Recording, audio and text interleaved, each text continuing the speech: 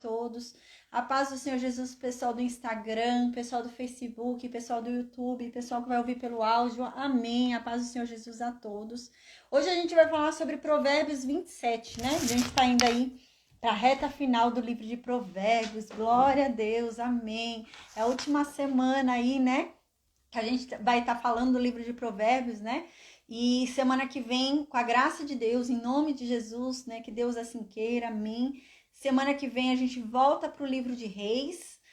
Vamos ver a caída ali, a queda de Salomão. Vamos entender onde foi que ele errou, o que foi que ele cometeu de pecado, né? O que foi que deixou Deus tão irado, mas tão irado com Salomão, que Deus decidiu tirar o reino, né, das 12 tribos da mão de Davi. Então, o que foi que Salomão fez de tão assim, né, que chegou a esse ponto, né, de Deus querer tirar as 12 tribos inteiras da mão de Davi? Deixou apenas uma para Davi, né, para a casa de Davi ali dominar. E a gente vai ver sobre isso na semana que vem. Qual foi o erro de Salomão?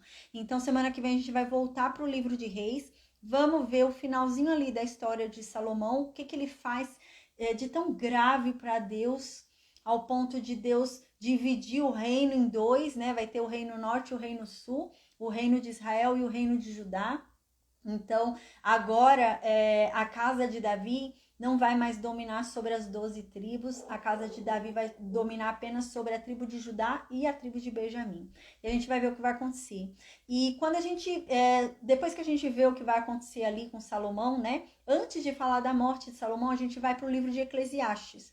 Então a gente vai começar a estudar o livro inteiro de Eclesiastes, vamos finalizar o livro de Eclesiastes, a gente volta para o livro de Reis, vamos falar sobre a morte de Salomão e então a gente começa a estudar a história do filho de Salomão. Que história triste do filho de Salomão. E a gente começa a falar sobre a história dele e então a gente vai começar a falar sobre um monte de reis, tá? A gente vai falar sobre os reis Apácida, a gente vai começar a falar sobre os reis do Reino Norte, do Reino Sul. Eu vou estudar aí a melhor estratégia pra gente falar isso sem se confundir, né? Porque a gente vai ter que estudar dois reinos ao mesmo tempo, né? A gente vai ter que estudar o Reino Norte junto com o Reino Sul. Eu vou tentar estudar os dois no mesmo período histórico e falar dos mesmos profetas para a gente não se confundir, né? Então a gente vai estudar Jeremias, vamos estudar Jeremias junto com o rei ali da época que Jeremias está profetizando. Então a gente vai fazer isso, tá? Amém. Hoje, gente, eu enviei a prestação de contas para o pessoal que ajuda aqui essa obra. Eu tô tão feliz. Eu mandei a fotinha das pessoas que a gente ajuda, né? Glória a Deus. A gente conseguiu ajudar 5 crianças e uma senhora de 94 anos de idade, acamada, né? Que tem uma infecção séria, grave. A gente conseguiu ajudar. Fiquei muito feliz com o tanto de coisa que a gente ajudou. Glória a Deus. Deus é bom demais, né? E eu mandei a prestação de contas hoje para vocês, tá? Deus tem enviado para mim, né? Para essa obra, pessoas que têm paralisia, né? Paralisia cerebral, a paz de dias, amém. Pessoas que têm paralisia cerebral, que tiveram AVC, né? Então são pessoas que ou estão acamadas e não andam, ou são pessoas que usam cadeira de rodas, né? E são essas pessoas que a gente tem ajudado, e glória a Deus, gente, tô muito feliz. Esse final de semana a gente vai de novo lá, eu vou fazer entrega, consegui comprar tanta dieta, dieta que é R$ 150 para cima, eu consegui comprar por R$ 25 cada lata, glória a Deus, né? Então Deus tem aberto portas assim que tem rendido, né? O dinheiro que tem sido dado tem sido convertido, nossa, multiplicado, né? Porque glória a Deus. E eu enviei a prestação de contas para todos hoje, tá, gente? Eu fiquei muito feliz lá com a nossa prestação de contas. Que Deus abençoe vocês, viu? Que Deus retribua 100 vezes mais na vida de vocês, né? Que Deus encha e transborde os celeiros de vocês. Em nome de Jesus, amém, viu? Amém. Hoje a gente vai falar sobre o Provérbios 27. Antes de começar a falar, né, antes de começar a oração, eu vou falar que música que a gente ouviu, tá? É uma música linda, né? O nome da música é A Tua Mesa Cura, Tamires Garcia, tá bom? Amém. Hoje, no capítulo de hoje, a gente já está chegando no finalzinho ali do livro de Provérbios. O livro de Provérbios é um livro que Salomão nos ensina a ter sabedoria para buscar a riqueza, para buscar a prosperidade, para ser feliz, para ter paz, né? Porque o que acontece? Salomão foi um rei onde, imagina, acabou de sair de um reinado de Saul, saiu de um reinado de Davi, onde era só guerra, né? O reinado de Davi, o reinado de Saul foi só guerra. O reinado de Davi era só guerra. E então chega o reinado de Salomão, e é um reinado que não tem guerra. No reino de Salomão não tem guerra, é um reino de paz. Ele tem acordo com todos os reinos, por isso que ele tem tanta mulher, a gente vai ver isso, né? A forma dele fazer parceria com os outros reinos e ter paz era casando, então ele fazia alianças e casava. Ele tem 1000 mulheres, né? Ele teve 1000 mulheres. Então, ele fazia muita parceria, né? Muito acordo ali, muita aliança. E era um reino de paz. Não tinha guerra, não tinha briga, né? E era um reino muito próspero. Ele era o rei mais rico, né, da época dele, né? E quiçá da história. Ele era o rei mais rico e o mais sábio. Ele era o mais sábio. A sabedoria dele, gente, ia longe. As pessoas vinham, viajavam dias, meses, anos para ir ouvir a sabedoria de Salomão. Elas iam até lá porque queriam ouvir da sabedoria dele. As pessoas iam lá e levavam vários presentes, incentivando ele a falar, porque elas queriam ouvir. Elas tinham sede de aprender a sabedoria dele. Então, Salomão, ele decide escrever, né, um conjunto de conselhos, porque as pessoas queriam aprender. Ô, Salomão, o que eu faço para ser rica como você? Salomão, o que eu faço para ser sábia como você é? Salomão, o que eu faço para ter a paz que você tem? O que eu faço para ser tão abençoada? O que eu faço para as coisas darem certo para mim como dão para você? Qual é o segredo, né? E então Salomão decide criar esse conjunto de conselhos explicando para as pessoas como que elas alcançam a sabedoria, como que elas alcançam a riqueza, como que elas alcançam a paz, né? E o livro de Provérbios é isso, é um conjunto de conselhos para nos fazer chegar nesse nível, né? Um nível de sabedoria, um nível de paz, um nível de prosperidade, né? Mas ao longo do livro de Provérbios, Salomão, ele vem enfatizando a sabedoria. Salomão diz pra gente, se for para você escolher entre ser rico e buscar a sabedoria e ser sábio, seja sábio. Porque a riqueza sem sabedoria de nada dá proveito, né? Você perde. Eu já vi uma história, passou uma vez na TV, uma mulher, ela primeiro, se eu não me engano, ela ganhou na Mega Sena, ficou milionária. Perdeu tudo. Aí essa mulher ganhou uma herança. E perdeu tudo, gente. Essa mulher ficou milionária 2 vezes. É uma história real, eu vi isso na TV. A mulher perdeu 2 vezes. Como assim, né? Jesus amado. É uma pessoa que não sabe realmente, né, lidar com dinheiro. Ela perdeu 2 vezes. E é isso que Salomão diz. Salomão fala, a riqueza sem sabedoria de nada adianta. Não dá proveito. Não tem utilidade. Então ele fala, olha, o mais importante de tudo, que vocês têm que entender, o mais importante é a sabedoria. Busquem primeiro a sabedoria. Busquem a sabedoria, porque com sabedoria você vai saber alcançar a riqueza. Mas primeiro a sabedoria.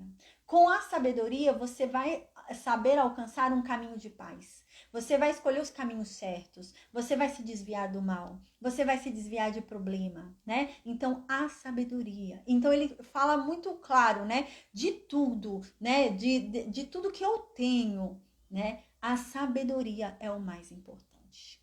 Então, ele fala que a sabedoria, ela está plenamente conectada a Deus. A primeira coisa que Salomão já chega dizendo no início do livro de Provérbios é isso. A sabedoria, ela não está distinta da fé. A sabedoria, ela está conectada à fé. A fé certa. A fé em Deus, no único Deus verdadeiro.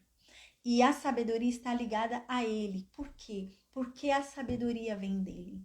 Não tem como eu buscar a sabedoria de Satanás. Eu posso até conseguir uma certa inteligência, né? Uma certa sabedoria, só que não se equipara à sabedoria de Deus, né? A gente já falou sobre isso. É como a Bíblia diz, né? O mundo nos dá uma paz.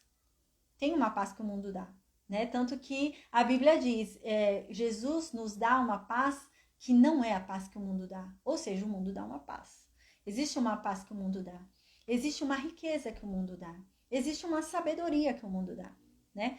Mas elas nunca, nunca serão iguais às que Deus dá. Nunca. E assim é a sabedoria. E é isso que Salomão diz. Busquem a sabedoria de Deus. A sabedoria vem dele, né? E como é que eu começo a buscar a sabedoria? E Salomão diz, o princípio, o início da sabedoria é você temer a Deus. Esse é o início. Você precisa começar temendo a Deus. Então a gente lembra que isso é tão importante, mas tão importante, que Salomão até diz o que significa temer a Deus. Salomão explica o que é temer a Deus no livro de Provérbios. Salomão fala, temer a Deus é você respeitar o que ele fala. Independente de você concordar ou não, né? Não depende do seu ponto de vista, mas é você aceitar o que Deus falou, né? O que Deus diz que é certo e acabou, não importa se eu concordo. Ele disse, eu acredito, né? E Salomão diz que tá nesse princípio, né?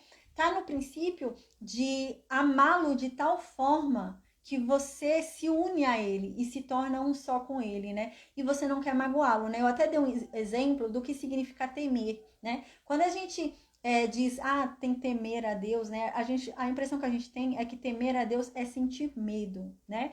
É aquela pessoa que chega perto de alguém e até faz necessidades nas calças, né? De tanto medo que sente da pessoa, né? Houve um tempo na história da igreja que a igreja buscava esse temor, né? Nos seus súditos, nas pessoas que chegavam ali na igreja, se colocava esse tipo de temor, do medo, né? Então era se pregado dessa forma, para a pessoa ir por medo, né? Mas não é isso que a Bíblia diz. A Bíblia diz que nós vamos pelo amor, né? E o amor gera um temor. O medo gera um temor também. Mas o temor que nós temos que ter de Deus não é o temor só do medo. A gente tem que ter o temor do medo também, né? Que senão a gente acha que pode tudo, né? A gente tem que ter o temor do medo também com Deus. Mas o temor que a Bíblia diz é o temor do amor. O amor também traz um temor pra gente, né? Não é só o medo, o amor também traz, né? Quando a gente ama muito alguém, né? Sabe aquela coisa da mãe e do filho, né? Que a mãe, o filho caiu, o coração da mãe bateu forte, ela saiu correndo e foi lá ver se o filho se machucou. Isso é o temor de uma mãe. É o medo daquela pessoa se machucar.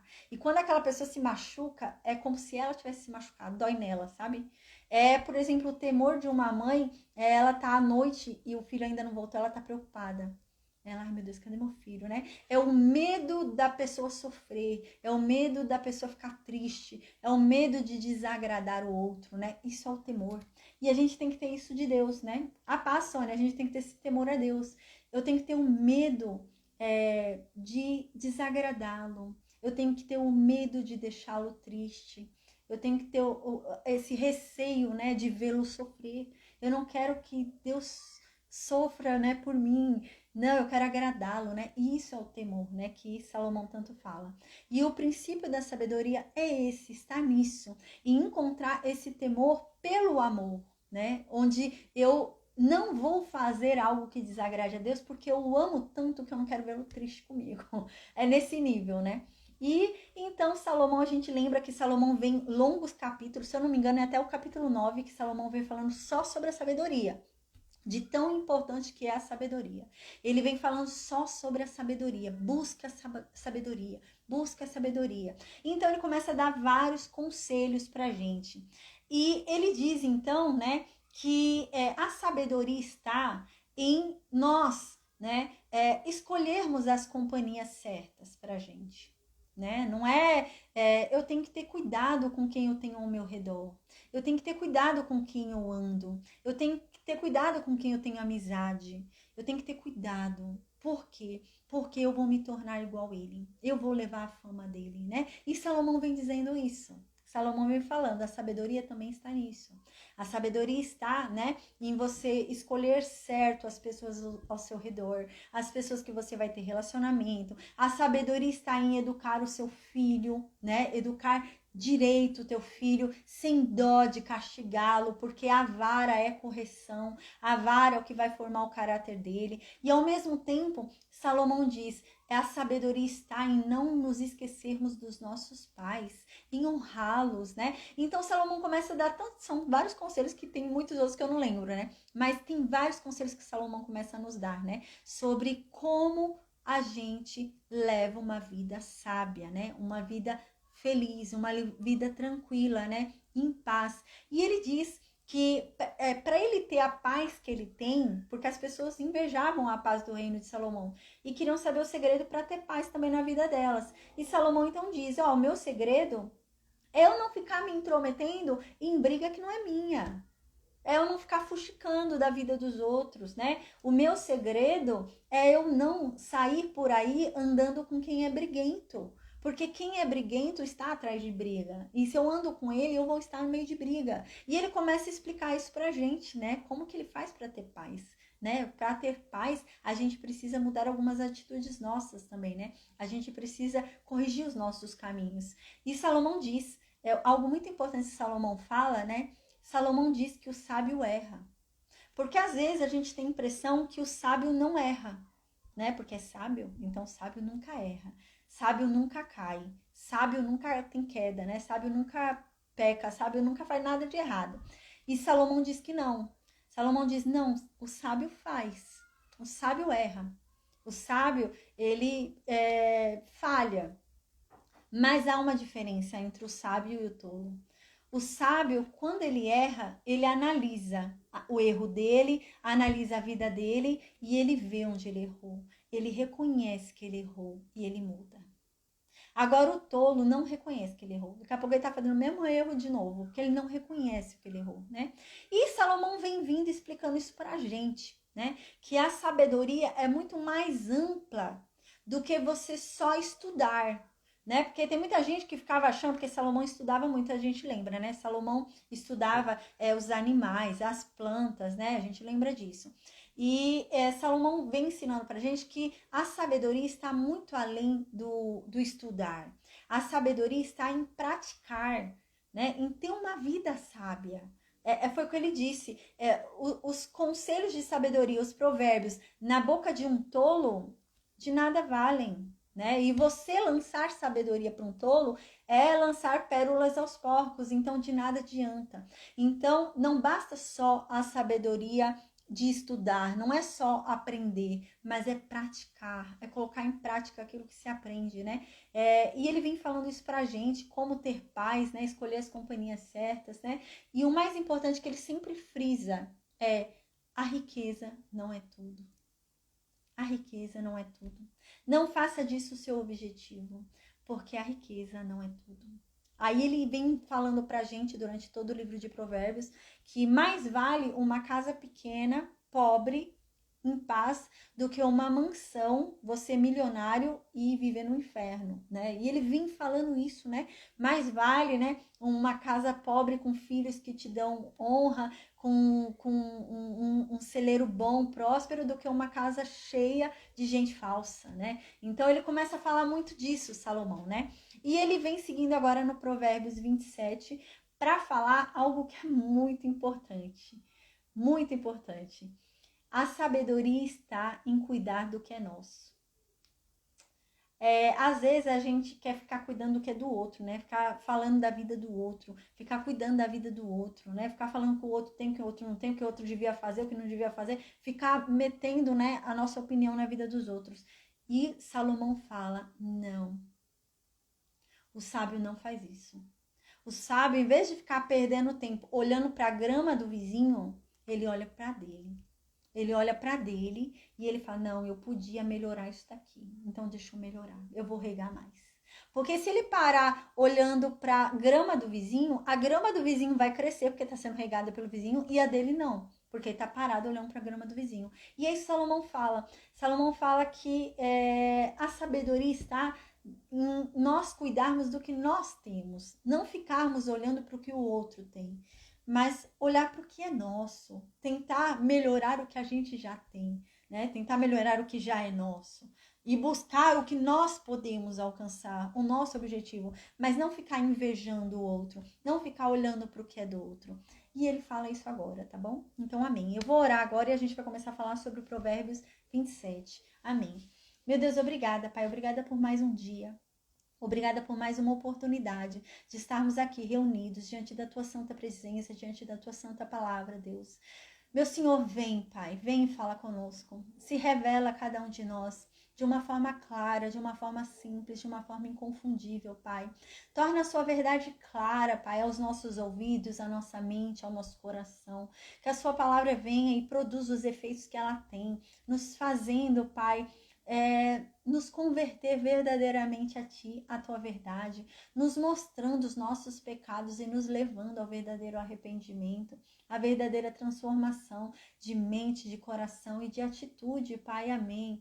Que venhamos, meu Deus, a ser exemplo nessa terra, que venhamos a andar como Cristo nessa terra, Pai, amém. Que venhamos a ser a Bíblia viva que as pessoas vão ler, que venhamos a Te dar orgulho, Deus. Nos ensina a Te agradar, Pai, nos ensina a sermos melhores, Senhor. Porque nós queremos andar segundo a Tua verdade, nós queremos andar segundo os Teus caminhos, Pai. Então nos ensina, porque se o Senhor nos ensinar de uma forma clara, de uma forma inconfundível, nós não nos desviaremos dos Teus caminhos, porque nós temos prazer em Ti, nós temos prazer na Tua presença, Pai. Nós Te buscamos porque nós queremos contemplar a Tua face, Pai. Amém, Senhor. A nossa maior riqueza, a nossa maior glória, o nosso maior objetivo não está nessa terra, mas sim no grande dia em que contemplaremos a Tua face, Pai. Então nos ensina, Senhor, nos ensina este caminho, nos ensina nessa jornada, Pai, para que venhamos a andar no caminho correto, que venhamos, meu Deus, a andar segundo a Tua palavra, que não venhamos a nos desviar nem para a direita e nem para a esquerda, mas que venhamos a andar segundo aquilo que o Senhor quer que nós façamos, segundo os caminhos que o Senhor quer que nós andemos, Pai, amém. E que o Senhor venha nos guiar, meu Deus, de mão dada conosco por esse caminho, porque assim como Davi disse, Pai, se Tu vier comigo, Deus, se o Senhor me der a mão, eu passo, Pai, ainda que pelo vale da sombra da morte, nós passamos, porque nós confiamos em Ti, nós sabemos que o Senhor está conosco, Pai, e contra Ti ninguém pode, Pai. Se Deus é conosco, quem será contra nós? Ninguém, porque maior é aquele que conosco está. É nisso que nós cremos, é nessa palavra que nós cremos, nós profetizamos sobre as nossas vidas, Pai, em nome de Jesus. Que todas as boas palavras que o Senhor um dia disse, Pai, que tudo aquilo que o Senhor um dia prometeu para todos aqueles que Te amam, para todos aqueles que Te buscam, para todos aqueles, meu Deus, que anseiam pela Tua presença, que todas essas boas promessas que o Senhor um dia fez, que o Senhor um dia falou, que todas elas se cumpram sobre nós, Pai, em nome de Jesus, Pai. Ah, meu Deus, derrama sobre nós da Tua glória, derrama sobre nós das Tuas bênçãos, sem medida, Pai, em nome de Jesus. Meu Deus, não se atente aos nossos pecados, não se atente aos nossos erros, porque nós somos falhos, nós somos pecadores, Pai. Nós pecamos ainda que involuntariamente, por um pensamento que não deveríamos ter tido, por um sentimento que não deveríamos ter sentido. Nós já pecamos, Pai, mas nós estamos aqui arrependidos, Pai, de tudo aquilo que nós fizemos e desagradamos a Ti, Pai. Então, meu Deus, nos perdoa em nome de Jesus, porque a Tua palavra diz que o Senhor é um Deus que perdoa a transgressão, a iniquidade e o pecado. A Tua palavra diz que o Senhor tem prazer em um pecador arrependido. A Tua palavra diz que o Senhor não nos retribui segundo aquilo que nós merecemos. A Tua palavra diz que o Senhor desvia de nós o Teu furor com relação ao nosso pecado, quando nós verdadeiramente nos arrependemos, Pai. Meu Deus, e se de alguma forma nós pecamos e não tivemos a consciência do nosso pecado, revela, meu Deus, revela, porque se nós estamos pecando, Pai, e não reconhecemos o nosso erro, é porque nós não temos discernimento da Tua verdade. Então nos ensina, Pai, porque nós não queremos pecar contra Ti, Senhor. Meu Deus, perdoa, Pai, perdoa-nos, em nome de Jesus, Pai. Amém. Meu Deus, que a Sua mão forte, o Seu braço estendido seja ao nosso favor, que o Senhor opere milagres em nossas vidas, assim como o Senhor fez para com o povo de Israel, libertando aquele povo do Egito e tantas outras proezas que o Senhor fez por esse povo, que, meu Deus, o Senhor derrame sobre nós da mesma graça, da mesma longanimidade, da mesma misericórdia e faça ainda hoje, mais uma vez, dos Teus milagres, Pai. Amém. Deus nos abençoa, Senhor, em o nome de Jesus. Meu Deus, abençoa a nossa família, a nossa descendência, Pai. Oh, meu Deus, abençoa a nossa casa, o nosso lar, o nosso casamento, Pai. A Tua palavra diz, meu Deus, que aqueles que te buscam serão abençoados até 1000 gerações, Senhor. Cumpra essa palavra sobre cada um de nós. Abençoa, Pai, até 1000 gerações, Pai, em nome de Jesus, Senhor. Amém. Meu Deus, que o Senhor, Pai, nos dê discernimento, nos dê sabedoria, Senhor, em nome de Jesus, que venhamos a andar na Tua presença, Pai, que venhamos a cumprir a Tua palavra, Pai, que venhamos a ser exemplo nessa terra, que venhamos a ser, Pai, em um nome de Jesus, dignos de tudo que o Senhor fez e tem feito por nós, Pai. E obrigada pelo Teu amor, obrigada pela Tua graça, pela Tua misericórdia, nos ensina a sermos melhores, nos melhora, Pai, nos melhora, Senhor. Afasta de nós, tira de nós tudo aquilo que não vem de Ti, tudo aquilo que Te desagrada, meu Deus, tudo aquilo que Te desaponta, meu Deus, tira de nós. Oh, meu Deus, se for preciso, se for necessário, nos quebra e nos faça um vaso novo, Pai, porque nós confiamos na Tua mão, meu Deus, nós confiamos na Tua obra, nós confiamos em Ti. A Tua palavra diz que tudo que o Senhor faz é bom. A Tua palavra diz que a Tua vontade é boa, perfeita e agradável. A Tua palavra diz que tudo coopera para o bem daqueles que no Senhor creem. A Tua palavra diz que no final dará tudo certo. A Tua palavra diz que o Senhor humilha. A Tua palavra diz que o Senhor machuca. Mas a Tua palavra também diz que o Senhor cura a ferida. A Tua palavra também diz que o Senhor humilha, mas depois o Senhor, meu Deus, entrega além do que esperávamos. O Senhor nos retribui de uma forma grandiosa. E tudo isso é para testar os nossos corações. Tudo isso é para saber realmente da nossa vontade, da nossa motivação, Pai. Então nos ensina a Te agradar, Senhor. Porque nós queremos, meu Deus. Nós queremos, Senhor, andar na Tua presença. Nós queremos contemplar a Tua face, Pai. Nos ensina, Pai, em nome de Jesus, porque nós temos cada vez mais sede de Ti. Nós queremos Te conhecer cada vez mais. Nós queremos mergulhar cada vez mais na Tua presença, Senhor. Então, meu Deus, se revela a cada um de nós. Manifesta, meu Deus, da Tua bondade sobre cada um de nós, Senhor. Meu Deus, que o Seu exército seja ao nosso favor, que os Seus anjos acampem ao nosso redor, Pai. Meu Deus, que o Senhor, Pai, entre conosco em cada batalha, porque se o Senhor estiver à frente, nós já somos vencedores, Pai. E amém, Deus. Nós descansamos debaixo das Tuas asas, Pai. Não há problema que o Senhor não possa resolver.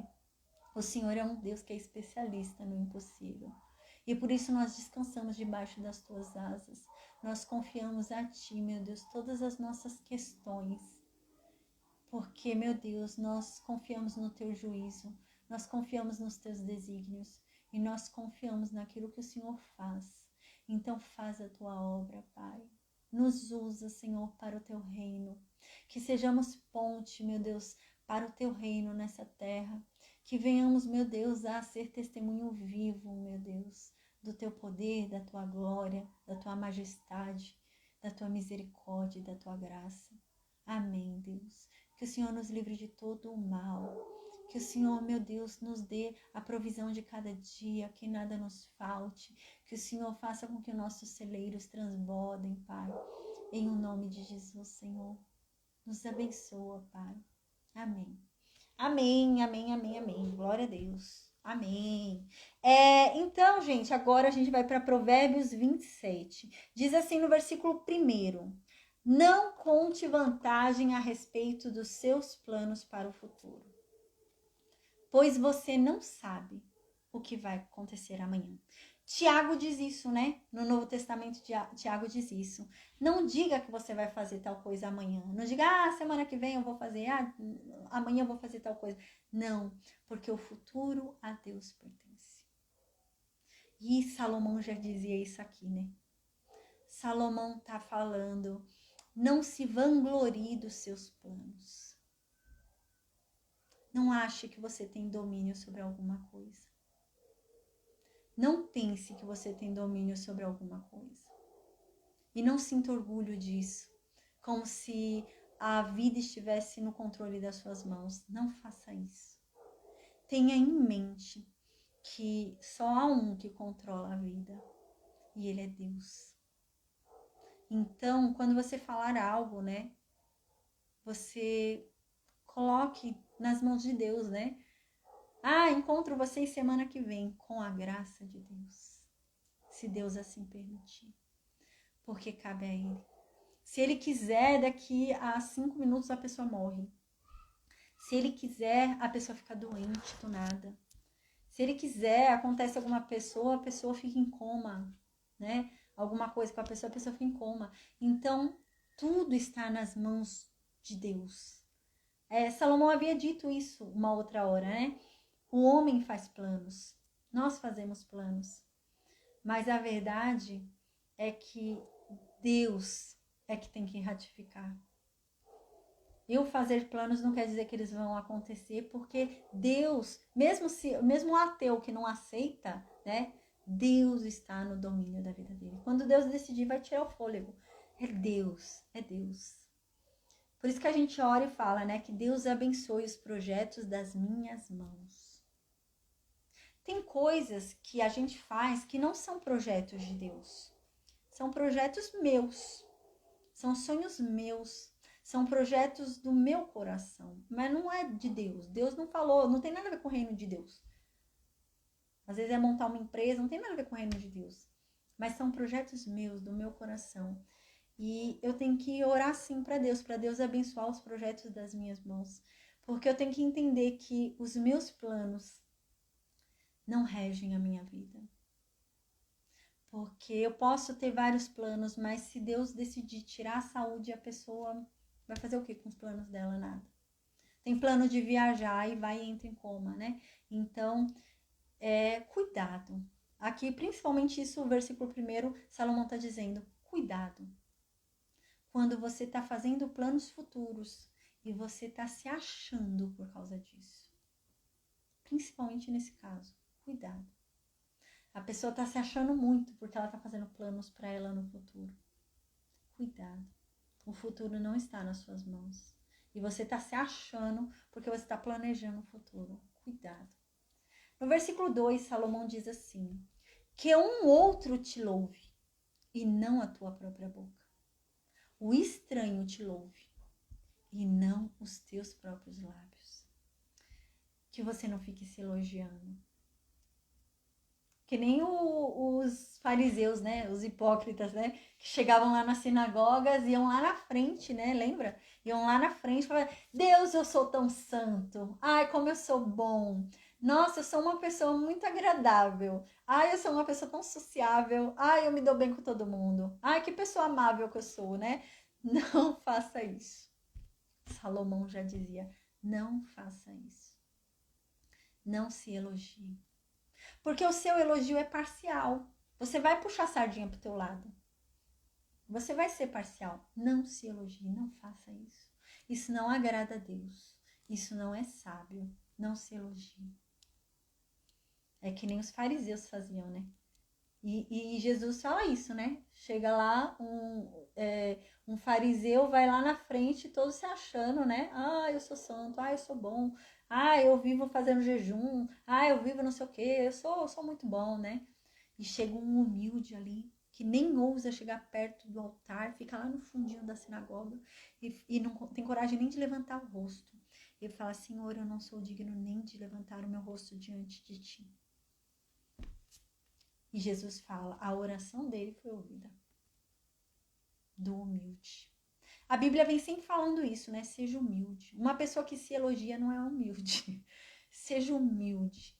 Seja humilde. Uma pessoa que se acha muito não é humilde, não. Não se elogie. É melhor que outra boca te elogie e não você. Uma coisa que é muito importante também é a gente aceitar elogios. A gente precisa aceitar também elogios. É honra isso, né? É digno de honra isso. Eu já percebi isso. Teve uma vez que eu fui elogiar uma pessoa, né? E, nossa, a pessoa não aceitou o elogio, né? Eu falei, nossa, como você tá bonita hoje. Ah, tá bonita o quê? Tô só pobre. E não aceitava. Eu falei, não, tá sim, tá bonita, tá bem, tá... Não parece ter a idade que tem, né? Você tá bem, bem mesmo. E a pessoa não aceitou, gente. A pessoa começou a se pôr pra baixo. A pessoa começou a falar um monte de coisa ruim dela, né? E a gente também não pode fazer isso. E piorou se é uma falsa humildade. Porque às vezes você nem pensa aquilo de você. E você tá falando e é uma falsa humildade. Isso também não agrada a Deus não, né? Então é melhor você aceitar o elogio. Alguém te elogia, você fala, obrigada. Já aconteceu comigo de me elogiar e falar, obrigada, eu tô até sem graça. Você fica até sem graça. Mas assim, não fique com falsa modéstia, né? Deus não se agrada disso não, de falsa modéstia. Então melhor é que o outro te elogie, não se elogia. Deixa o outro te elogiar. É a mesma regra daquele de lá. Lembra que Salomão havia falado na última aula. Não chegue num lugar importante e sente no lugar mais importante daquele lugar, se achando. Sente no pior lugar. Porque melhor é que os importantes te chamem, dizendo que você é importante, do que você seja convidado a se retirar de um lugar importante. É melhor você ser humilde e ser honrado do que você se achar e ser humilhado. Né? Então, seja humilde.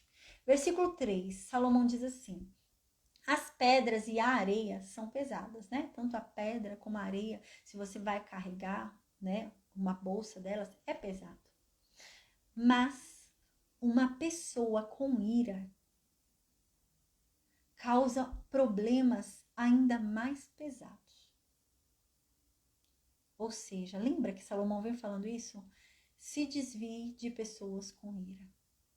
Se desvie de pessoas que não conseguem se segurar, né? Existem pessoas, sei lá, às vezes a pessoa tá andando com alguém, essa pessoa vive arrumando confusão. E essa pessoa tá junto com essa pessoa que vive arrumando confusão. Foi pra uma balada, foi pra rua, foi pra qualquer lugar, arrumou confusão. O outro vai levar de tabela. Tá junto, né? Vai junto de tabela. E Salomão sempre fala, não ande com pessoas assim. Não ande com pessoas briguentas. Não ande com pessoas, né, tempestivas. Não ande com pessoas que se ira rápido, né? Porque vai dar problema para você. Vai causar muito problema para você. E é isso que ele tá falando agora. As pessoas que são iradas, que não conseguem, né, se segurar, né, a ira da pessoa sem juízo, né, ela traz problemas muito sérios, problemas muito graves e traz um peso, uma carga muito grande. Então se desvie de gente assim. Não ande com gente assim, né? A sabedoria está nisso também, da gente evitar andar com determinadas pessoas. Versículo 4, Salomão diz: o ódio é cruel e destruidor também, mas a inveja, ela é ainda pior. Nossa, você fica, como assim a inveja é pior do que o ódio? O ódio, né, é engraçado. A Bíblia diz que o ódio, ele pode ser amansado. A Bíblia diz que o ódio, ele é vencido pelo amor. Por isso que a gente deve amar o nosso inimigo, né? Através de ações de amor, a gente ganha o outro. Tem até uma pessoa que falou, é alguém na história, eu não lembro quem é, acho que foi algum presidente, não lembro quem foi, que ele diz isso, que a melhor forma de vencer o inimigo é torná-lo seu amigo. Acho que é um presidente que fala isso. E é isso que a Bíblia diz. A melhor forma da gente vencer uma batalha, vencer o nosso inimigo, é torná-lo nosso amigo. Eu venço o ódio através do amor. O amor vence. O amor sempre vence. Né? Igual Paulo diz, né? O amor sempre vence. O amor vence. É isso mesmo. O amor vence. O amor vence tudo.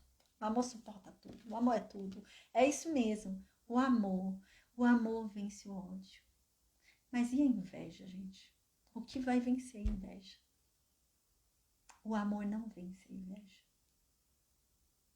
O amor, você consegue abrandar o ódio.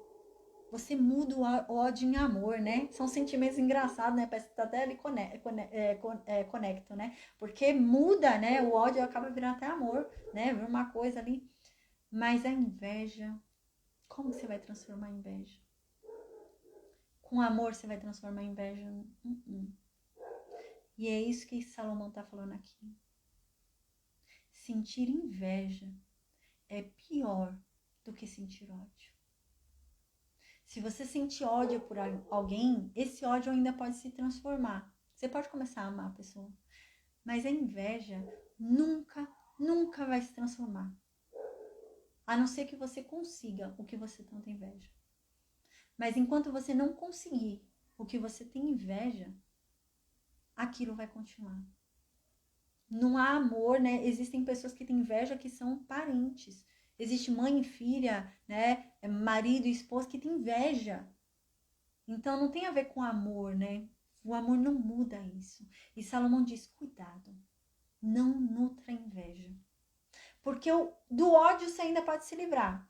Você pode começar a sentir ódio por alguém e você com o tempo até abrandar. Pode acontecer isso, realmente. Né? Mas não sinta. Não sinta ódio. Mas o ódio pode ser que ainda abrande. Mas a inveja não vai. A inveja é um veneno que não vai sair de você. Então não sinta inveja. Começou a olhar, para de olhar para as coisas dos outros. Não tem inveja. É um caminho sem volta. Isso é pior do que sentir ódio da pessoa. Não sinta inveja. Ele fala isso, tem toda a lógica, né? Porque aqui são conselhos para a gente ter a sabedoria que Salomão tinha, a gente ter a paz que Salomão tinha e principalmente ter a riqueza. O povo queria era a riqueza, vamos ser sinceros, igual hoje em dia, né? O povo tá preocupado com riqueza, né? O povo não quer saber de sabedoria, o povo não quer saber de nada, né? O povo quer saber só de riqueza, o povo quer ficar rico, né? E nessa época não era diferente, o povo queria ficar rico. Então Salomão diz, né? Tá bom, você quer ficar rico, fique rico, né? Corra atrás, né? Lute, mas não sinta inveja de quem tem uma situação melhor que você. Não sinta inveja. Isso não é bom. Isso é um veneno. Isso não é sábio. Versículo 5, Salomão diz assim: melhor é a correção feita de forma franca do que o amor disfarçado. Né? Tem alguns que está escrito do que o amor escondido, né? Se eu não me engano. Tem algumas traduções que está escrito do que o amor escondido. O que ele está dizendo aqui? Quem ama, corrige. Quem ama diz não. Quem ama fala, você está errado. Quem ama fala, isso não está certo. Quem ama fala, desfaz o que você fez, que isso está errado. Quem ama, corrige. E é melhor você colocar essa correção para fora, você ser honesto e falar que aquilo é errado, que aquilo não se faz, que aquilo é vergonhoso. É melhor você falar até dessa forma com a pessoa do que você esconder o teu amor, deixar guardado lá no teu coração e ele não surtir efeitos. Aqui, na verdade, ele está dizendo que o amor ele tem que ser expressado na prática. Ele não pode ser só guardado no coração. Ah, eu te amo. E guarda só lá no coração. Você tá vendo que aquilo é errado, que o seu filho tá fazendo, que alguém que você ama tá fazendo. Você tá vendo que aquilo é errado, que aquilo não se faz, que aquilo não é justo, que aquilo é algo indecente. E você não diz. Você guarda o amor no teu coração. Melhor é você abrir a sua boca e falar francamente com ele. Ainda que ele não goste do que ele vai ouvir, né? Ainda que ele não aceite o que você vai ouvir. Mas isso é um amor verdadeiro. Você corrigir, você falar, né? Amém. Deixa eu ver aqui que escreveram aqui, deixa eu só ver. Amém, Pamela. Pamela escreveu boa noite a todos, que esta noite deixemos a unção de Deus nos encher, saudades desses estudos, senti muita falta, glória a Deus, posso estar com vocês aqui de novo. Oh, glória a Deus, Pamela. Também sentimos sua falta, viu? Glória a Deus, você está aqui. Amém, a Rayane, amém, é verdade. Aquela que tem amor aceita também a correção. Muitos diz que se ama, mas não aceitam serem corrigidos. Eu era assim, mas eu sigo a Cristo, sou serva de Deus, devo aceitar ser corrigida. É verdade, né? Glória a Deus por isso. E amém, glória a Deus, Rayane, é verdade. E é difícil para o ser humano ser corrigido, né? A Bíblia diz isso, né? Porque tem dois eus dentro de mim, né? Dentro de cada um de nós tem dois eus, né? Tem o eu deste mundo e tem o eu que renasceu em Cristo, que não pertence a esse mundo. E o eu desse mundo, de todo mundo, é competitivo. De todo mundo, não é só o meu, de todo mundo é competitivo. O eu desse mundo não quer perder. O eu desse mundo quer ser sempre o vencedor, né? Isso é natural. E quando a gente reconhece que a gente errou, a gente reconhece que a gente estava errado e que o outro estava certo. A gente perdeu, né? E é difícil para o ser humano aceitar que ele perdeu, né? É a mesma coisa quando Salomão diz que é melhor, tá começando uma briga, é melhor você ficar quieto e não falar, não importa quem tá certo. É melhor ficar quieto, né? E é difícil isso pro ser humano, porque o ser humano, ele quer vencer. Ele quer sempre ser o correto, né? Então, se eu não responder, vai parecer que ele venceu. Eu preciso responder por último. Eu preciso falar por último. Quem fala por último é o certo, né? Então, se eu me calar, ele vai ficar como certo. Ele vai achar que ele estava certo. E é essa a questão do evangelho. A questão do evangelho é a gente entender que existem lutas que a gente vence perdendo. Existem batalhas que é necessário perder. Perdendo é que eu ganho. Né? E essa é a questão do evangelho. Eu preciso saber quais batalhas são essas que eu ganho perdendo. Se eu acho que eu tô ganhando ali no mundo, é porque eu tô perdendo espiritualmente. Mas quando o mundo pensa que eu perdi, foi que eu ganhei espiritualmente. E essa é a questão, né? E aqui, então, no versículo 5 diz isso. Melhor é a correção feita de forma franca do que o amor disfarçado.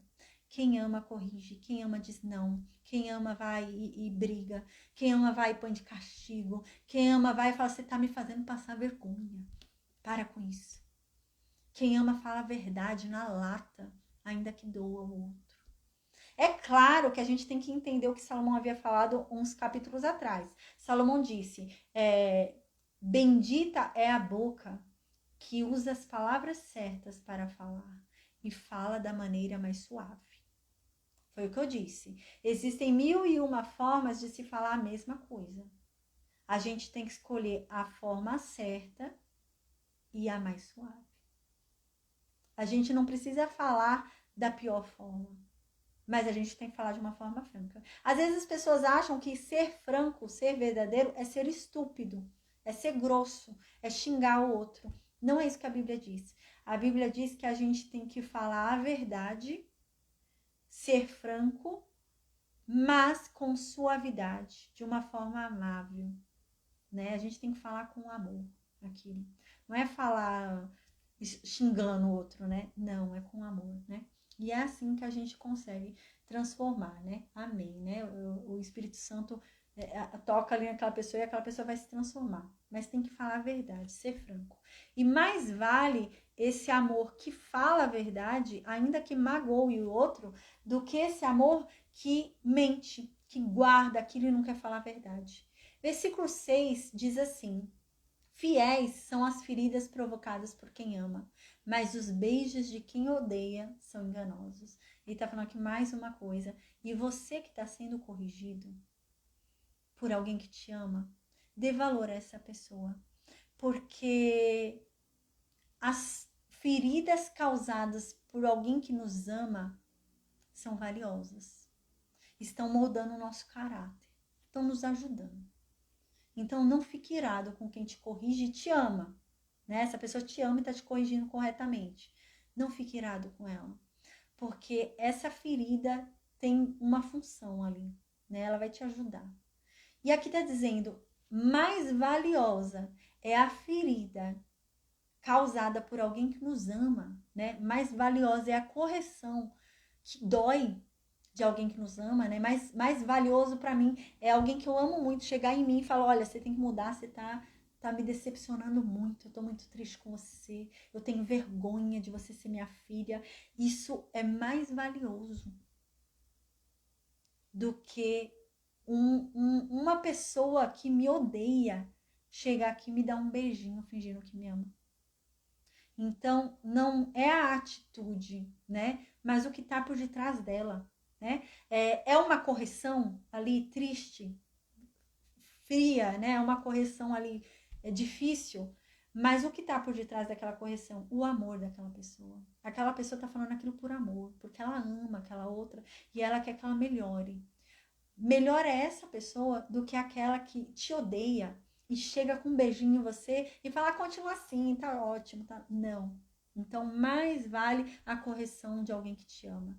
Versículo 7 diz assim: a alma satisfeita despreza o favo de mel, mas a alma faminta considera doce até o que é amargo. Que triste, é verdade, né? A pessoa que tá bem, né, que tá com a sua alma satisfeita, que tá tudo certo, ela até despreza o que é bom. Ela não dá valor a nada. Mas aquela que tem necessidades, ela passa a dar valor a tudo. É engraçado, isso daqui é um tipo de coisa que se sente alguém que teve experiência de morte, sabe? Eu passei por isso daqui. Antes de eu ser atingida pela doença degenerativa, eu era como esse primeiro, que desprezava até o favo de mel. Eu era assim. E, gente, eu desprezava, sabe? Às vezes as pessoas iam falar alguma coisa assim pra mim, eu desprezava. Era coisa boa e eu desprezava, sabe? Porque a minha alma estava satisfeita, né? Tava tudo bem, tava tudo certo, né? Eu achava que não me faltava nada, tava tudo tranquilo. Então eu desprezava tudo. E é assim que funciona. Mas quando a doença veio e eu tinha perdido todos os movimentos, e eu fiquei na cama, não fazia nem assim no pescoço nada, eu fiquei um bom tempo assim. Aí depois eu tive que reaprender a andar, né? Eu tive que ir pra fisioterapia. Eu não conseguia nem ficar sentada assim na cadeira a início, né? Eu só ficava deitada na cama. Aí depois eu tive que reaprender, sabe? Colocar o garfo na boca, né? Eu fazia assim, ó, sabe? Ia tremendo. E eu lembro, quando eu comecei a voltar, a primeira vez que eu pus um copo de água na minha boca, eu até fiquei com o olho cheio de lágrimas. Eu comecei a dar valor àquilo. Quando eu saí, gente, olha, eu reclamava pra caramba de andar de ônibus. Eu odiava. Eu falava, ai, que horror, que não sei o que. Eu odiava. E quando eu melhorei, eu sentei no ônibus e fiquei do lado da janela. Eu fui no caminho, meu olho cheio de lágrima, eu podendo ver a rua, porque eu fiquei meses e eu não saía de casa, porque eu não me movimentava, doente, sabe? E tudo eu comecei a dar valor, a tudo. Nossa, antigamente eu passava na rua, se alguém me falasse da flor, eu ria da cara dessa pessoa. Hoje eu olho a flor. Hoje eu ando na rua, nossa, que árvore linda. Aí eu vou e paro. Esses dias aí até tira foto, sabe? Tudo. Eu fico olhando. E antigamente, né, eu não era assim. E é isso que está dizendo aqui, né? A alma satisfeita despreza o que é bom. Eu, gente, não dava valor ao que é você poder levantar um copo na mão. Para mim era tão natural pegar um copo e beber água que eu não dava valor àquilo. Igual eu, quando eu fiquei 1 ano e meio no oxigênio, né? Eu cheguei a ficar 1 ano e meio no oxigênio por causa dessa doença que eu trato. E, nossa, quando eu voltei, saí do hospital, fui respirando, fazendo minhas coisas. Gente, que alegria você poder respirar. Você poder, sabe? Eu sentia que eu tava me desfazendo, parece que eu tava sumindo, sabe? Sabe que a pessoa tá evaporando? Eu sentia assim, quando eu tava nessa doença, né? Eu sentia como se eu estivesse evaporando, né? E depois eu comecei a dar valor, assim, a cada coisa. E é isso que Salomão tá dizendo aqui. E eu acho que é um pouco mais profundo que isso aqui, sabia? Eu acho, assim, que você aprende coisas extraordinárias com essas pessoas. Se você puder escolher, escolha ter do seu lado pessoas que têm a alma faminta. Porque essas pessoas dão valor à vida. Essas pessoas fazem a vida ter um brilho especial, sabia? Essas pessoas, elas contagiam o seu olhar para a sua vida. Então, se você tá depressivo, se você tá mal, não ande com pessoas que acham que a vida delas está ótima. Não ande com pessoas que acham que a alma delas está satisfeita ao ponto de desprezar o favo de mel. Não ande com essas pessoas. Ande com as pessoas que têm a alma faminta. Porque essas pessoas, gente, elas aprendem a ter uma sensibilidade, sabe? Aprendem a olhar a vida de um outro olho, sabe? De uma outra forma. E é muito poderoso, sabe? Andar com pessoas assim. Então, faça isso, né?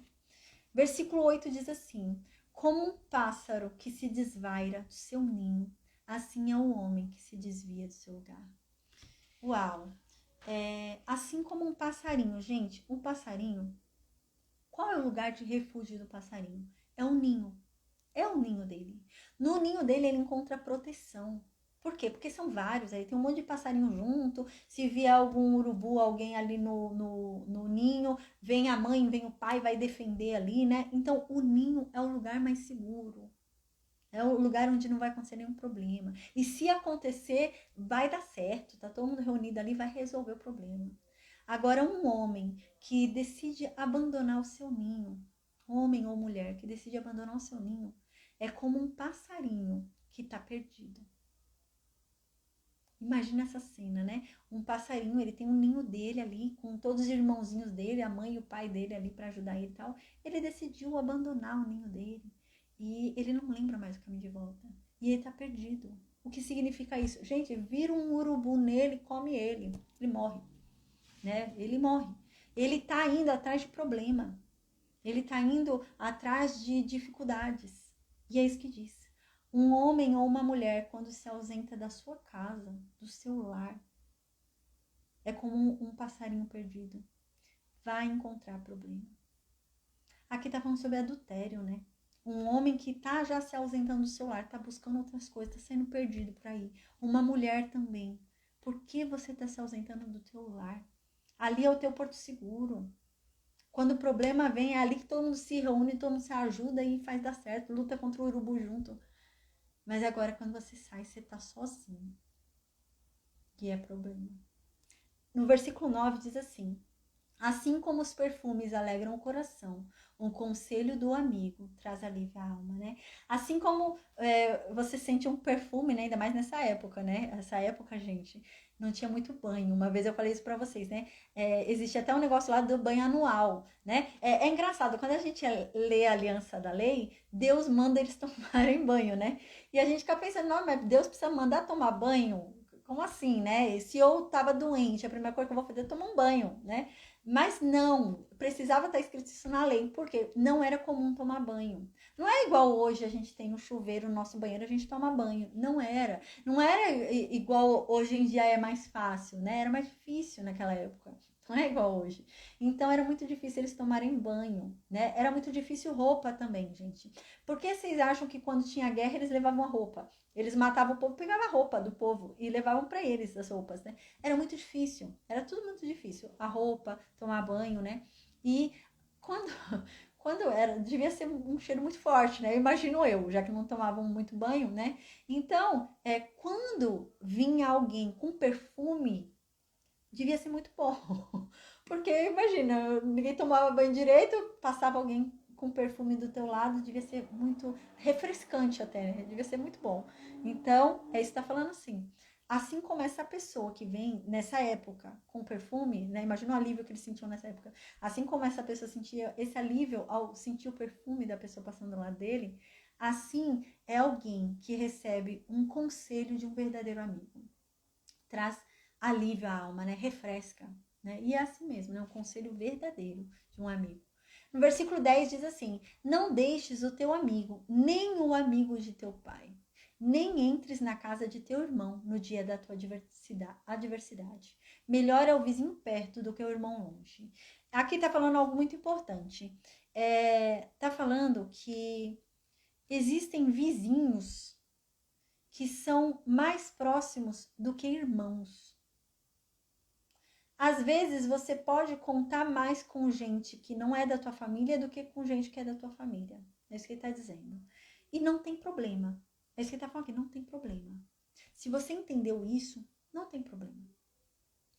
Mais vale um vizinho próximo, né? Um vizinho que é teu amigo, do que um irmão que está longe. Então não tem problema isso acontecer. Não tem problema o irmão ser mais longe, o irmão não ser teu amigo como um outro amigo é. Não tem problema. Né? Ah, a minha amiga é mais amiga minha que minha irmã. Não tem problema. Só que ele está dizendo aqui uma coisa.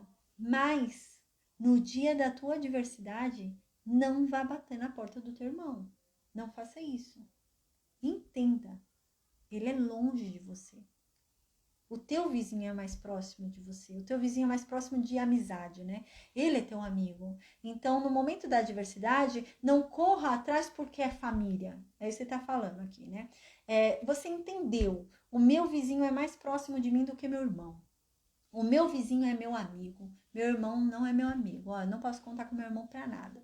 No momento da adversidade, não corra atrás do seu irmão. Você sabe que você não pode contar com seu irmão. Seu irmão não é seu amigo, mas o teu vizinho é. Então, na hora da adversidade, vá atrás de quem é teu amigo.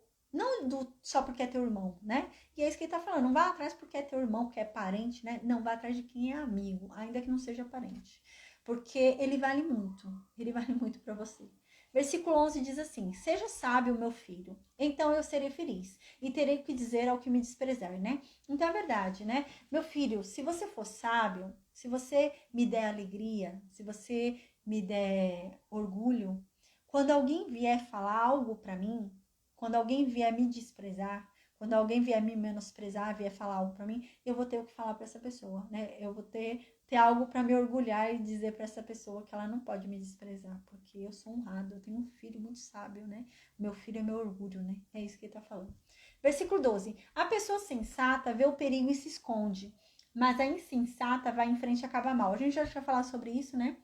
Tá repetindo um conselho já de Salomão, que a pessoa que tem juízo, ela vê que aquilo é ruim, ela vê que ali tem o mal, ela não vai lá, né? Ah, eu até dei o exemplo, né? A pessoa tá indo na rua, lá no fundo tem um cara de capuz encostado assim, sozinho, a rua sem iluminação, vazia. O sensato vai fazer o quê? Vai voltar, vai por outra rua, vai fazer outra coisa, não vai passar ali, né? Agora, o sem juízo vai enfrentar. O sem juízo vai, não vai acontecer nada comigo, não. E ele se dá mal, né? Então, o sensato, ele não enfrenta o perigo. O sensato, ele se desvia, né? A gente até já falou sobre isso, porque as pessoas ficam achando que, tem que enfrentar, né? Senão eu sou covarde, né? Covarde. Aí parece que covarde é sinônimo de burro, né? Sei lá, é covarde. E Salomão diz, não, não. Você se desviar de briga, você se desviar do perigo, não é ser covarde, é ser sábio. É ser sábio, né? O tolo é que vai atrás. O sábio não, né? Não é covarde, é sábio.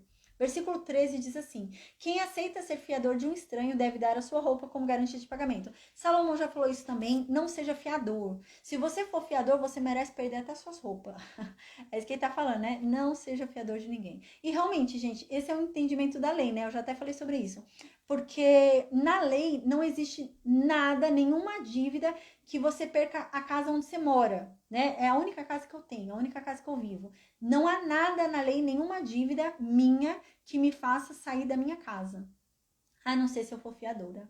Se eu for fiadora de alguém e essa pessoa não pagar e eles executarem a ação em juízo e me executarem, eles podem tomar minha casa e eu perder minha casa, eu não tenho onde morar, né? E isso é previsto em lei. Por quê? Porque eu assumi a responsabilidade de pagar pelo outro. Então eu devo pagar até com minhas roupas. É nesse mesmo sentido, uau, né?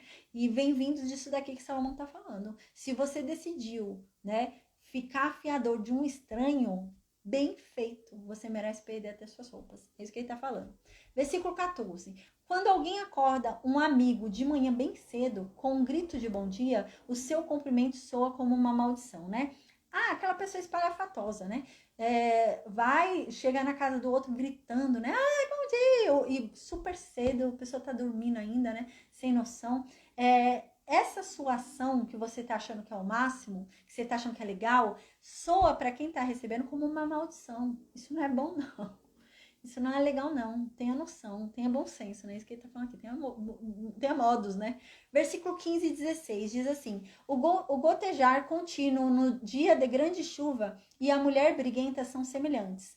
Tentar moderá-la será como deter o vento, ou como conter o óleo dentro da sua mão direita. É tanto o homem como a mulher, né? Mas aqui Salomão tá falando pro filho dele conselhos de um homem que vai virar rei, né? O filho dele vai virar rei.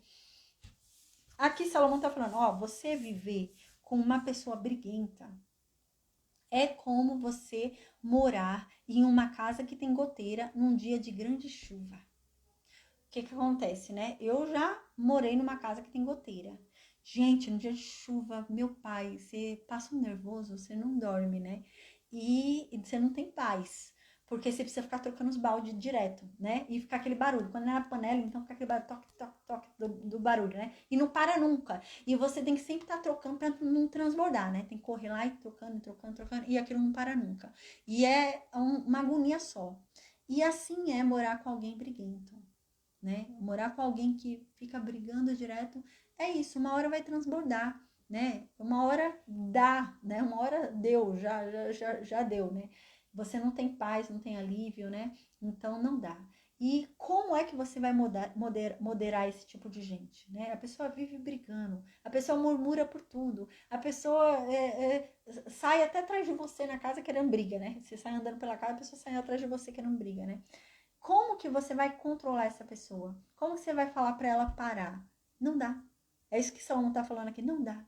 Seria como você tentar parar o vento. Não dá. Seria como você tentar segurar na tua mão o óleo. Vai escorrer, não vai ficar parado na tua mão. Não dá. Então, qual que é o conselho dele aqui, né? Escolha muito bem seus parceiros. Você sabe que a pessoa é briguente, você vai casar com ela para quê? Não case. Não case, porque não vai dar certo. Isso vai ser um lar que vai ter uma goteira ali que vai estar sempre ali. Uma hora vai transbordar. Uma hora vai transbordar. É isso que ele tá falando, né? Então, escolha bem o seu parceiro.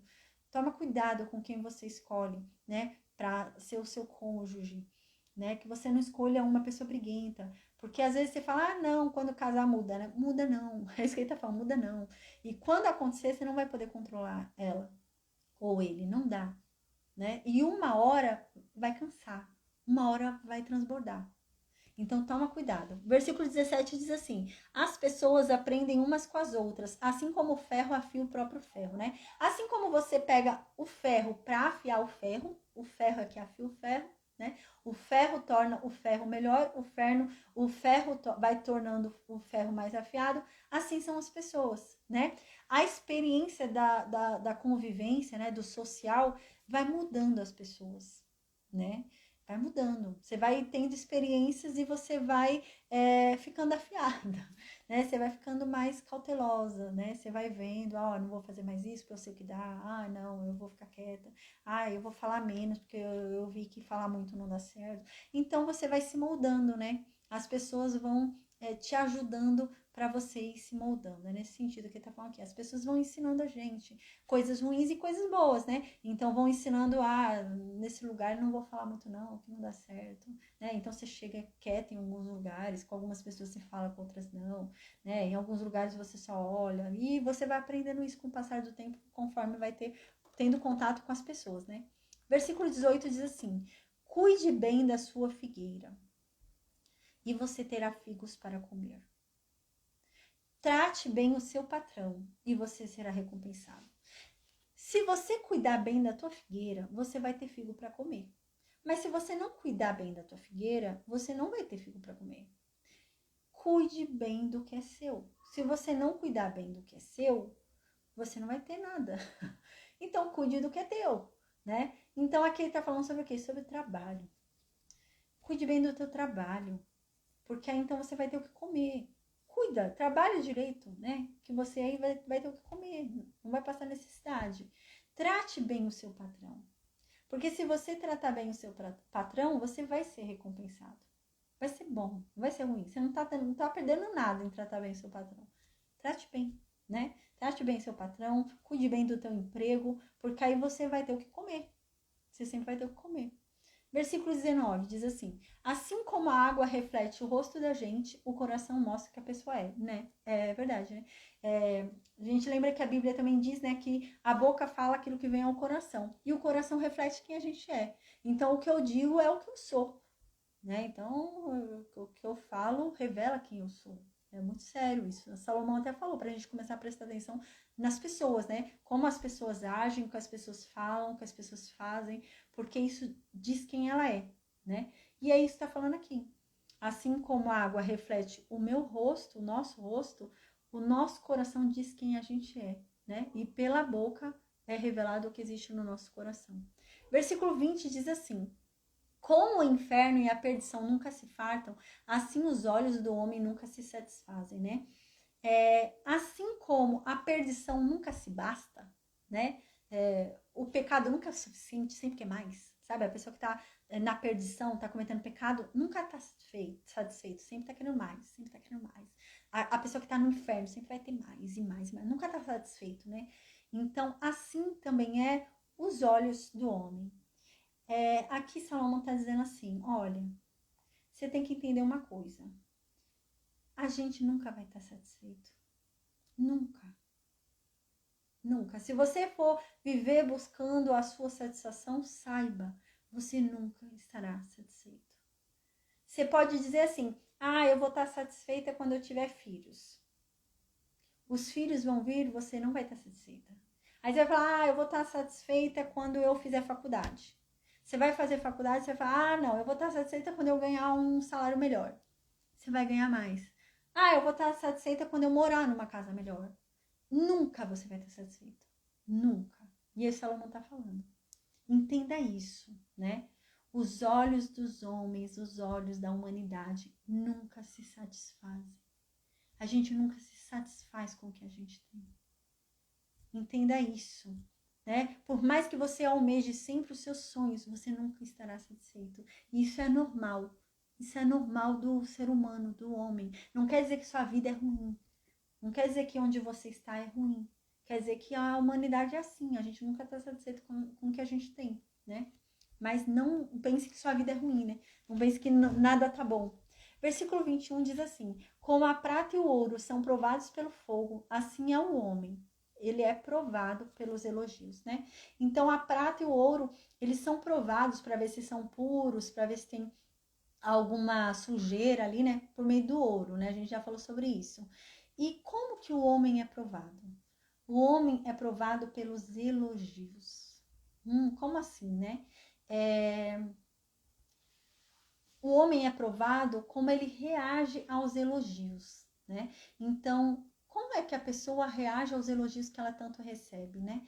Então, tem pessoas que recebem tanto elogio que ela muda, né? Ela começa a se achar bastante, né? Começa a se sentir, né? O máximo. E é isso que está falando.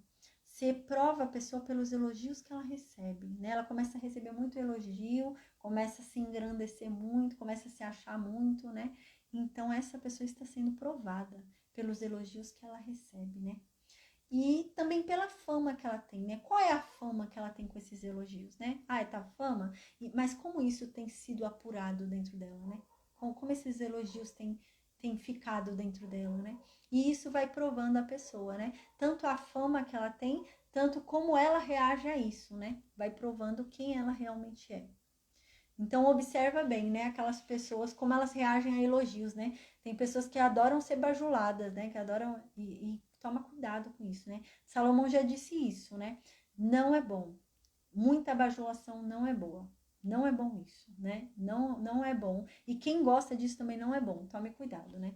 Versículo 22 diz assim: ainda que repreendas o tolo, como quem bate o trigo com a mão de grau entre grãos pilados, não se apartará dele a sua insensatez. Sabe aquele negócio de cozinha que você amassa assim, sabe? E põe tempero, sabe? Tem um negócio de tempero, você pega, eu esqueci o nome, mas você amassa assim, fica amassando, né? E fica bem moído. É isso que ele tá falando aqui. Se você pegar um tolo e repreender ele com a mesma força, com a mesma intensidade que você está amassando ali para triturar o negócio, né? Se você fizer nessa mesma intensidade a repreensão a um tolo, não vai adiantar nada. Não vai se apartar do tolo a tolice dele. Ele não vai aprender nada, né? Salomão vem falando isso com a gente, para a gente não perder tempo com tolo, né? Para a gente não descer ao nível do tolo, que a gente se iguala ao tolo, né? E para a gente responder o tolo segundo a tolice dele, para ele não achar que ele é sábio, né? E agora, mais uma vez, ele está falando isso. Não convém se esforçar com o tolo. Às vezes a pessoa, gente, parece que quer abrir a cabeça da pessoa e pôr lá dentro o negócio, né? E Salomão tá falando, não compensa. Não compensa. Ele já falou como é que a gente tem que agir com o tolo. Ele já falou pra gente que a gente tem que responder o tolo segundo a tolice dele, para ele entender que ele não é sábio, né? Você não pode responder o tolo no nível dele, porque ele vai entender que ele é sábio, porque você desceu ao nível dele, se rebaixou a ele. Então você tem que responder segundo a tolice dele, para ele ficar em dúvida, né? Então você tem que responder pondo dúvidas em cima da tolice que ele falou, né? Então você põe questionamento sobre a própria tolice dele, que ele vai ficar em dúvida, ele vai ver que ele não é sábio, né? Mas não perca tempo com tolo. Não fica gastando energia igual você gastaria ele tentando amassar as coisas ali, ficar falando com tolo, tentando explicar para tolo, tentando gastar tempo. Tô há 5 horas falando aqui com ele, ele não entende. É isso que Salomão tá dizendo, ele não vai entender nunca. Porque o tolo não se aparta da insensatez dele, da tolice dele. Ele não vai entender nunca. Você pode explicar por 10 anos, ele não vai entender. Porque ele é tolo, ele não entende, né?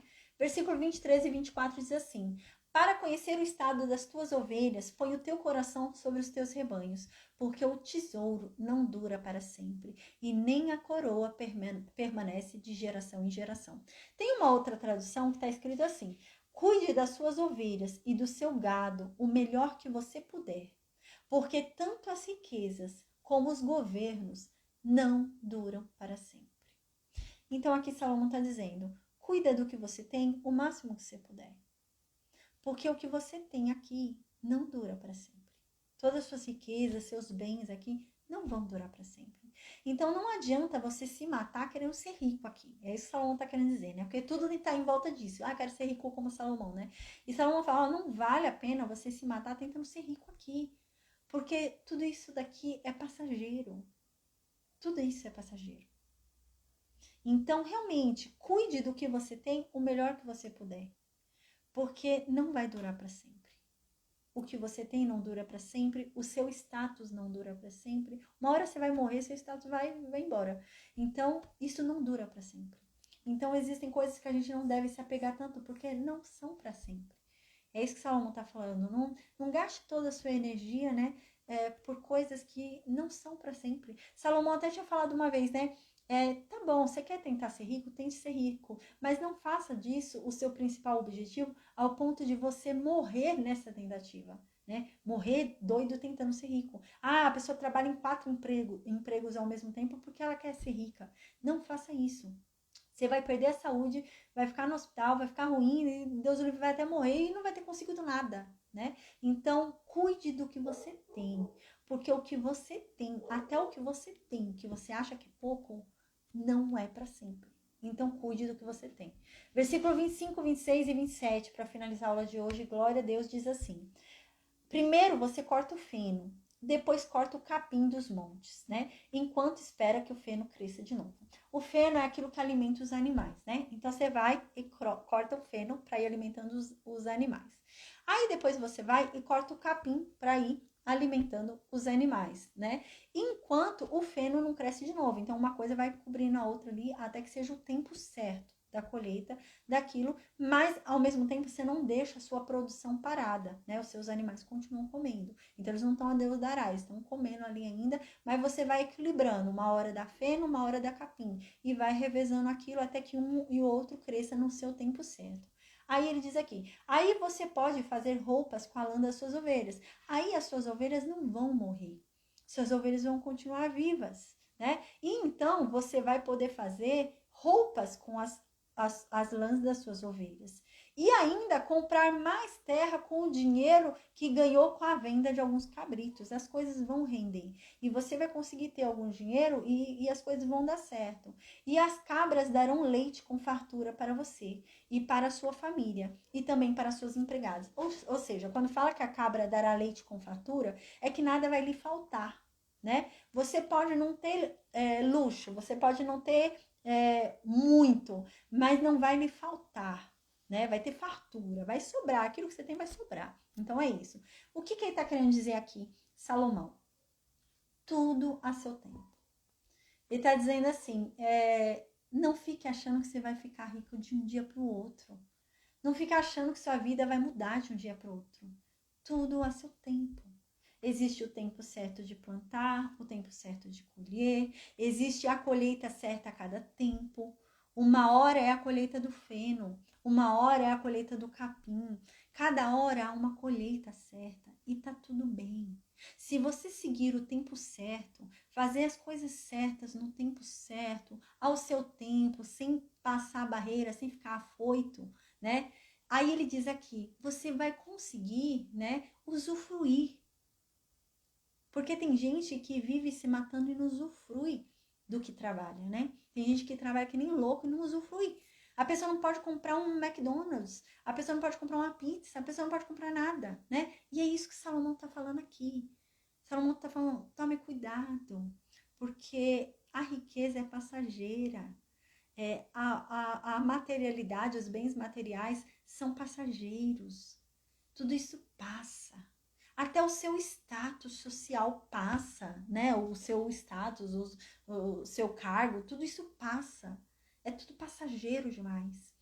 Mas vá com calma, né? Vá ao tempo certo, vá com calma, que você vai conseguir, né? No tempo certo no tempo certo você planta o que tem que ser plantado, no tempo certo você colhe o que tem que ser colhido. Então você não para, você continua o processo. Você vê que aqui é um processo ininterrupto.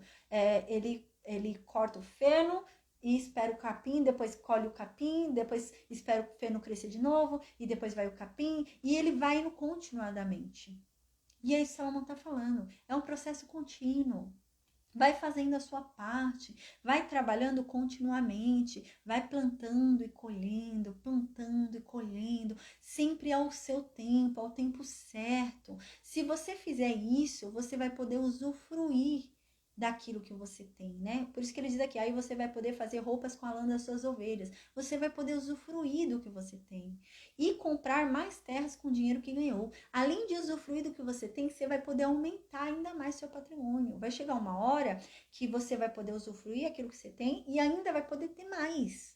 Você vai poder comprar um carro, vai poder comprar uma casa, vai poder investir em algo melhor. Então vai chegar esse momento, mas tudo a seu tempo, né? Primeiro a plantação, a plantação, colheita, alimentando os animais, até que vai chegar um ponto que a ovelha vai estar boa, você corta a lã da ovelha, faz sua roupa e usufrui do que você plantou e do que você colheu. Então, com o tempo, vai estar tão bom aquilo que você vai poder até comprar mais coisas, né? Você vai poder gerar dinheiro ali comprando mais terras, com dinheiro que deu a venda dos cabritos, então você vai conseguir dinheiro até para comprar mais coisas, seu carrinho, sua casa, você vai conseguir. E então, com o passar do tempo, você continuando nessa pegada de plantar, colher, usufruir, comprar mais, plantar, colher, usufruir, comprar mais. Daqui a pouco você vai estar, suas cabras vão estar dando leite com fartura. Ou seja, daqui a pouco você já não vai estar mais no básico. Você vai ter fartura. Você vai ter o do bom e do melhor. Vai estar bom para você, né? E para sua família e até mesmo para os seus empregados. Até empregados você vai ter, né? Mas tudo ao seu tempo, né? Sem exagero. Ele fala isso, né? Salomão sempre fala isso. Tudo ao seu tempo, sem exagero. Não se mate de trabalhar para ficar rico. Não vale a pena. Salomão sempre falou isso, né? Não se mate de trabalhar para ficar rico. Não vale a pena.